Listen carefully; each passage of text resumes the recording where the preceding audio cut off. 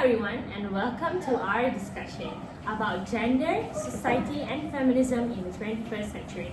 I'm Yasheni and joined by my incredible colleagues Deena and Aynaa.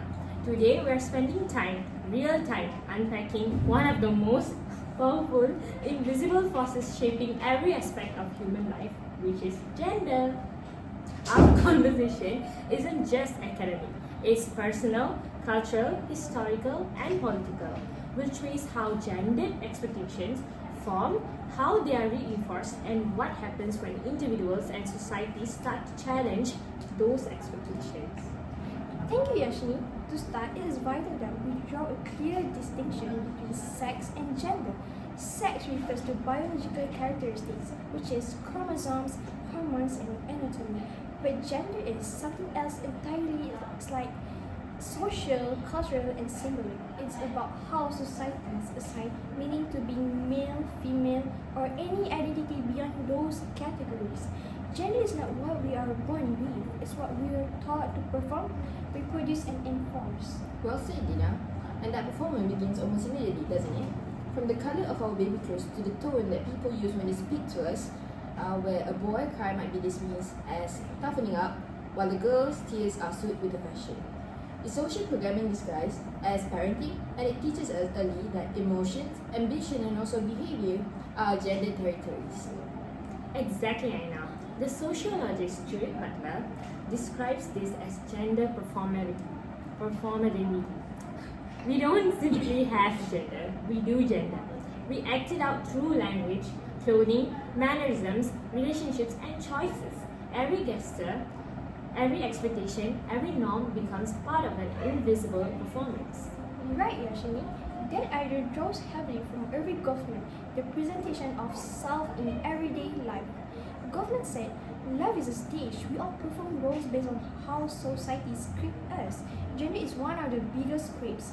When we break the character, when a man cries publicly or a woman refuses domestic expectations, society reacts. It's tough. We violate something instead. And those reactions are keep people in mind. Girls are taught not to be too bossy, boys not to be so soft. Women who lead are labeled as aggressive, while men who nurture are told that they are weak. The punishment for stepping out of the gender roles isn't always physical. Sometimes it's social exile, mockery, or even professional stagnation. Right on point, Aina. And this blueprint isn't uniform across all societies, but it exists everywhere. In some cultures, gender dictates who eats first, who speaks in public, who inherits property, who gets an education. It's the architecture of inequality, invisible but foundational. Okay, Yashani and Aynaa, let's trace the roots. Historically, patriarchy developed alongside private property and economic specialization. In early agricultural societies, men's labor outside the home was commodified, while women's labor within the home was not. When the Industrial Revolution arrived, that division became institutionalized. Men went to factories and airways, women stayed home and worked for free. And so the breadwinner homemaker model was born, an economic fiction that defined morality and gender for centuries. Exactly, Dina. That model, which is the breadwinner and homemaker, was reinforced by religion, philosophy, and also science. Aristotle famously described women as misbegotten men, which is incapable of rational thought. Later, pseudoscientific theories of the 19th century used biology to justify inequality, where they say that women's brains were smaller, their nerves are too delicate for politics or intellectual work. What do you think? Yes. And those narratives didn't just shape women's roles, they shaped the entire concept of masculinity. Men were expected to be rational, unemotional, dominant, the protectors, and also the providers. Society glorified stoicism and strength, often at the cost of empathy and mental health. Okay, let's fast forward up to the modern era. The 20th century saw women entering the workforce, yet domestic expectation never disappeared. Sociologists Early Hochschild coined the term the second shift to describe the unpaid domestic labor women perform after their paid jobs end. Even today, women globally spend an average of 2.8 more hours per day on unpaid care and household work than men. In many parts of the world, the number exceeds 4 hours. Imagine the equivalent of one full unpaid job per day per woman. Exactly, Lina, it's staggering. The International Labour Organization estimates that unpaid care work contributes at least $10 trillion annually to the global economy, but it doesn't appear in the GDP. It's as if the system runs on invisible fuel. And the irony is, the more education and career access women gain, the heavier the burden becomes. Many are told they can have it all, but in practice, they are expected to do it all.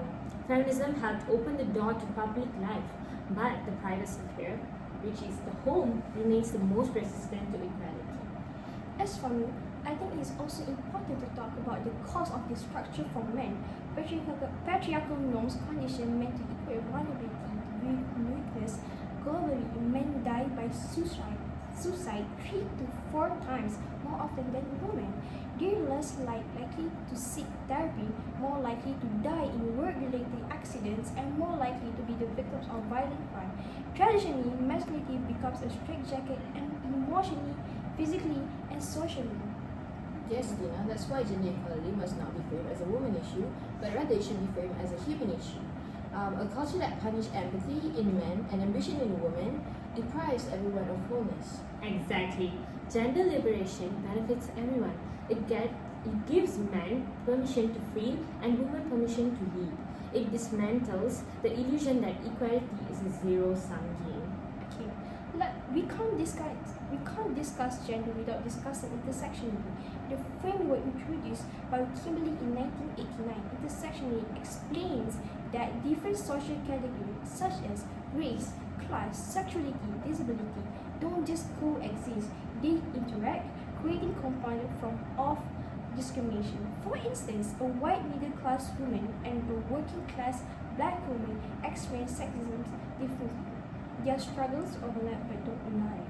Yes, Dina, and intersectionality is crucial to avoid what some scholars may call it privileged feminism, where it's feminism that speaks only for those who are already advantaged by race or class.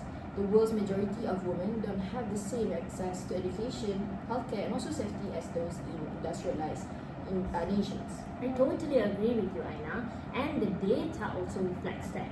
For example, Black and Indigenous women face significantly higher rates of maternal mortality, wage gaps, gender-based violence than white women do. Gender cannot be separated from these structural realities. Okay, now let's move to the digital function. One of the numerous battleground for gender. Technology promises liberation, but it has also replicates inequality in code. Okay, so women make up less than 30% of the global tech workforce and only 15% of AI researchers. That lack of representation means the system will build often reproduce the biases we claim to eliminate. Exactly, Lina. I totally agree with what you said just now. Because facial recognition technology has higher error rates for dark-skinned women than lighter-skinned women. And also voice assistants are overwhelmingly female voice, subtly reinforcing servitude stereotypes. The architecture of digital life is still encoded to this day. Yes, Aina, and online abuse is rampant nowadays. Amnesty International's global report found that 23% of women have experienced online harassment, often sexualized or threatening in nature. The digital world mirrors the physical one. Women are present, but they are not safe.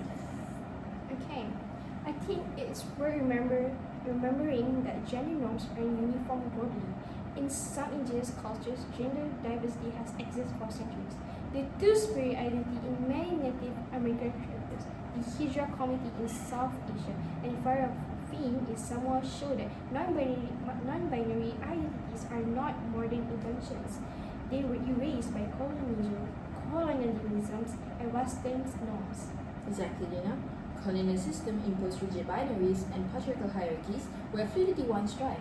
Part of decolonizing feminism is rediscovering those pre-colonial understandings of gender and reclaiming cultural pluralism. So true. Gender justice and decolonization are intertwined. Both aim to dismantle imposed hierarchies and restore human complexity. Okay, Yasheni and Aina, let's talk about psychology. Gender isn't social, it's internalized. From childhood, we absorb message was appropriate. Over time, those messages become part of our identity. Studies show that by the age of 5, most children already associate certain traits like leadership or assertiveness with boys by adolescence. Those biases can shape ambitions and confidence. Yes, Tina. Psychologist Carl Gilligan also said that girls often silence themselves in adolescence where they learn to prioritize relationships and harmony over authenticity. Meanwhile, boys learn to suppress emotion to prove toughness. The result, emotional illiteracy on one side, substitution on the other. It's a tragedy of socialization. We mistake conditioning for personality.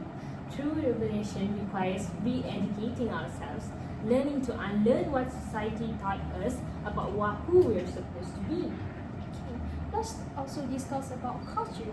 One of the most powerful transmitters of gender roles, movies, advertisements, and even fairy tales have long reinforced stereotypes. The damsel in distress, the stoic hero, the overworked mother. Exactly. Representation isn't just visibility, it's value. When women or queer individuals are portrayed as secondary, tragic, or even hypersexualized, society internalizes those narratives. Media doesn't just reflect culture, it shapes it. You are right, Aynaa, and the progress is still happening. Films, literature, and art are increasingly challenging traditional archetypes. Think of characters like Moana, who leads without romance, or stories centered on self-definition rather than rescue. Each portrayal expands the imagination of what gender can be. If gender is a social construct, then it can be socially reconstructed. Policies like parental leave for both genders, pay transparency, and gender inclusive education are tools for transformation. Exactly, Dina. And education is critical. When children are taught from an early age that empathy, care, and leadership are human traits, not gender born, we start dismantling the bias before it solidifies. Change also requires cultural courage, the willingness to question what we think is normal.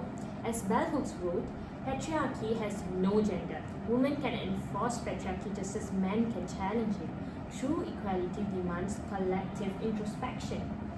So, we often think that gender is destiny, but it's actually design.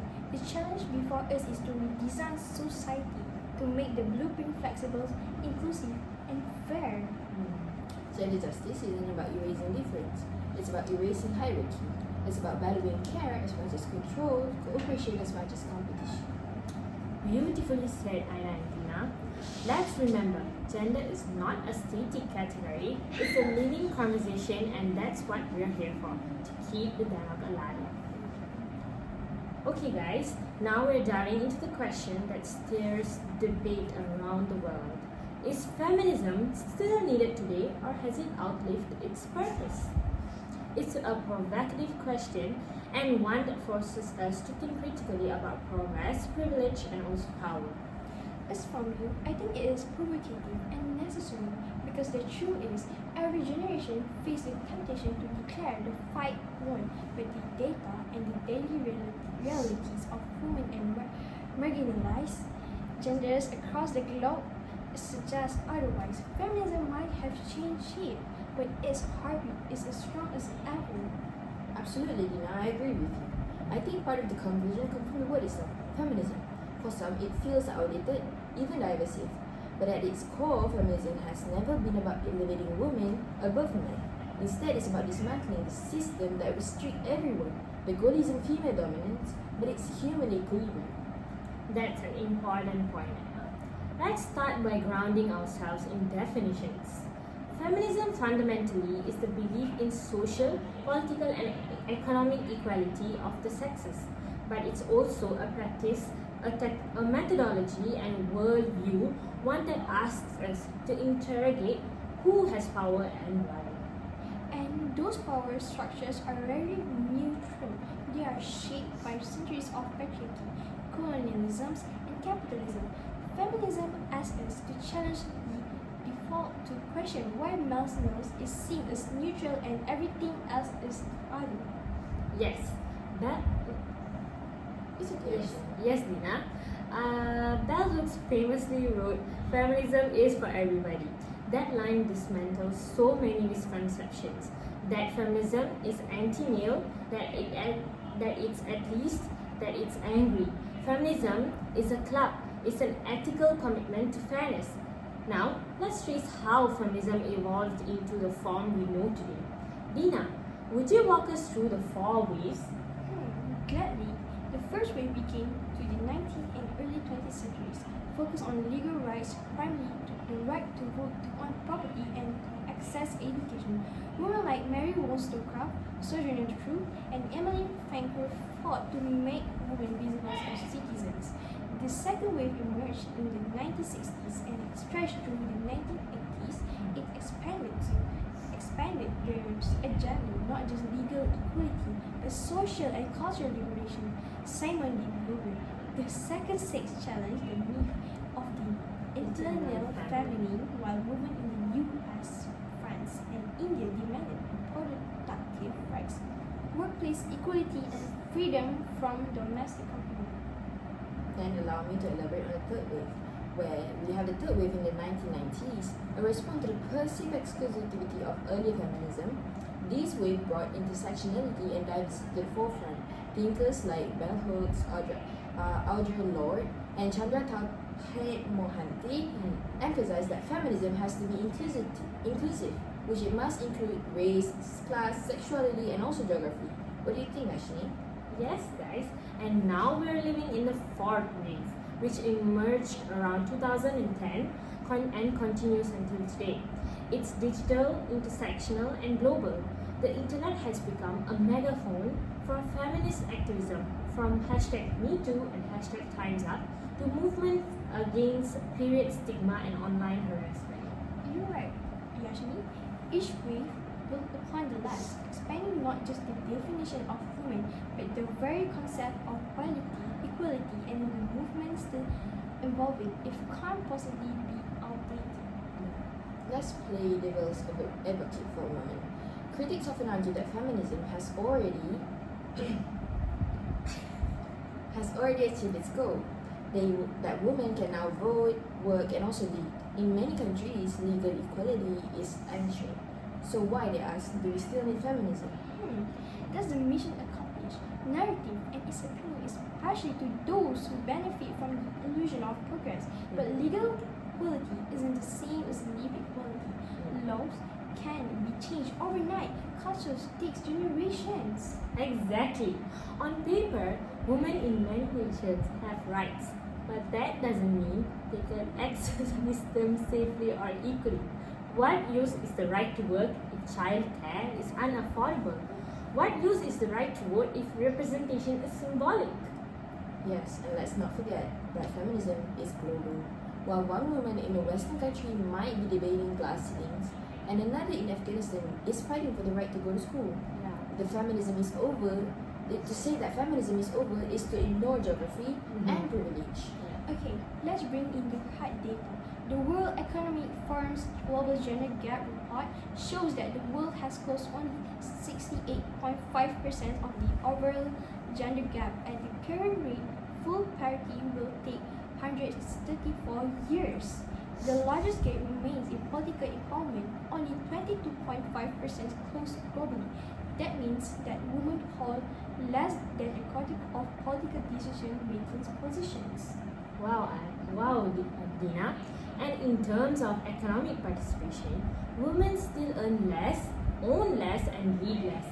The International Labour Organization reports that women are paid on average 23% less than men globally, even in identical roles.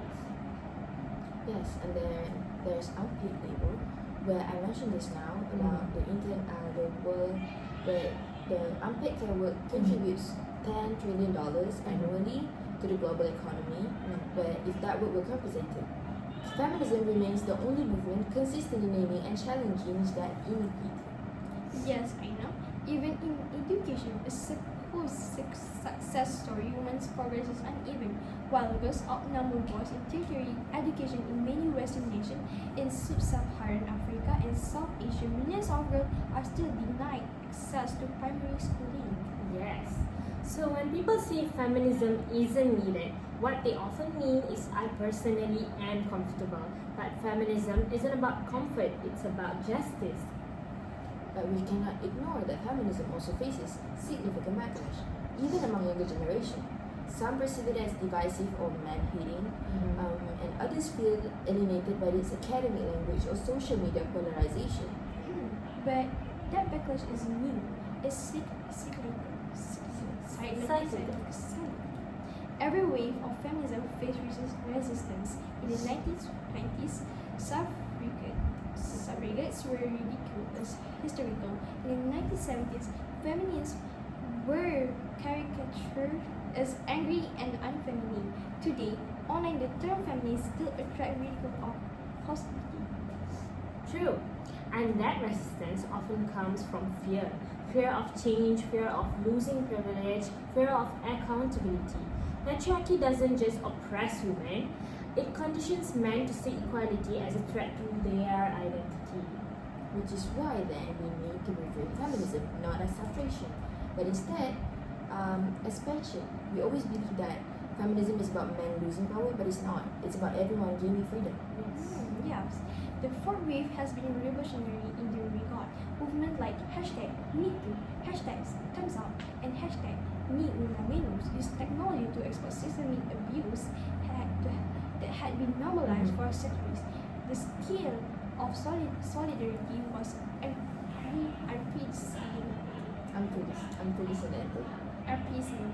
Millions of voices across language and continents refusing silence. I totally agree with you, Deena.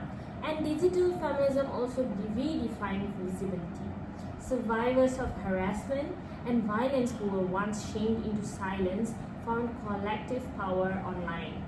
These stories reshaped laws, toppled powerful figures, and shifted the cultural threshold of what is considered acceptable behavior. But digital activism also has its limits. Hashtag movement, like Deena mentioned just now, is becoming performative, trending briefly, then fading. Real change requires policies, education, and persistent pressure. The challenge for the fourth wave is to breach awareness with action. Another key feature of 21st century feminism is its embrace of gender equality, plurality. Earlier, waves focused primarily on women's rights. The modern wave includes transgender, non-binary, and also genderqueer individuals. Yeah, that inclusion has been transformative. It reminds us that patriarchy harms everyone who doesn't conform to its rules.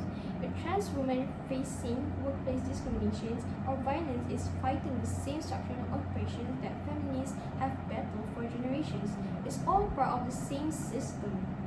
Yes, feminism that doesn't include transgender and queer voices isn't feminism. It's exclusion in disguise.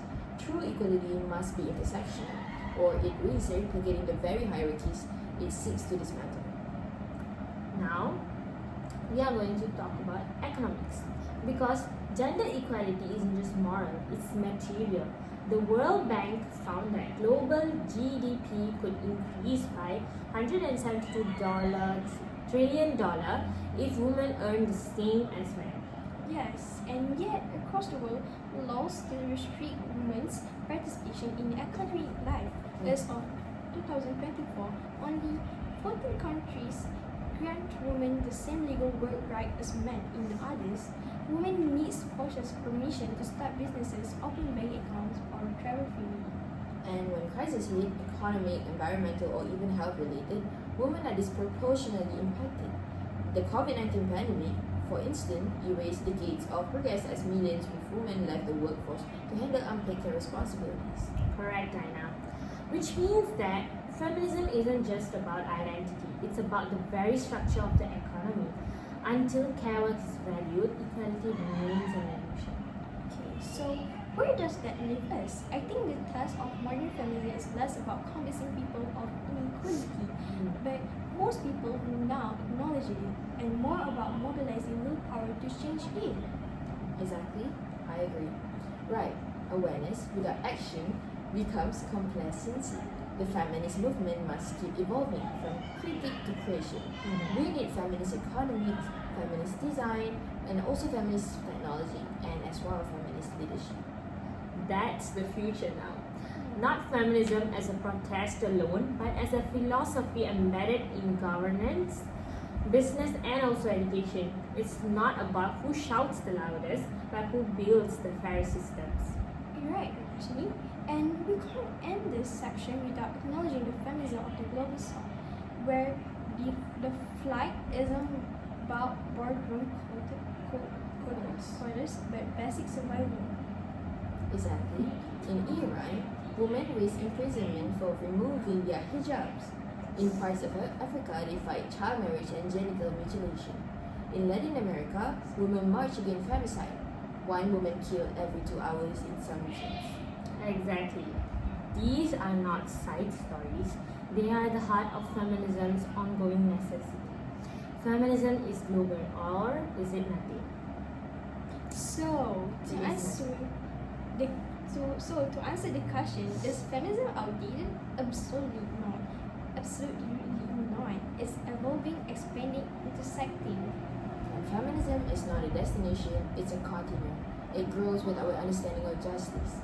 The issues have changed from suffrage to safety, from domestic work to digital rights, but the principle remains equal, dignity for all.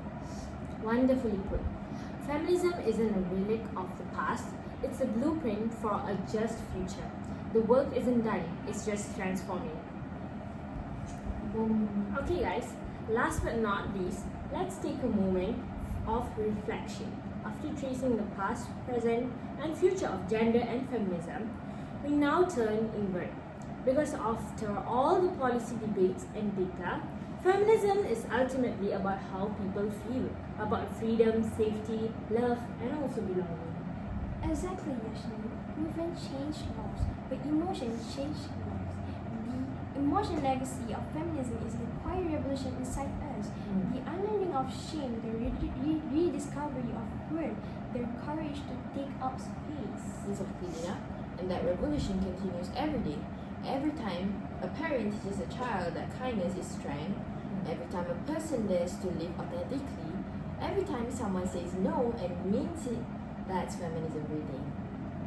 Let's begin with the past, because the wounds we heal now didn't begin with us. Patriarchy left generations of women silent, invisible, or punished for wanting more. Yes, Yasheni. Many of our grandmothers lived lives of containment, brilliant mind confined by expectation. Healing means honoring their resilience while freeing ourselves from the pain they carry. Trauma is inherited, but it's so is strength.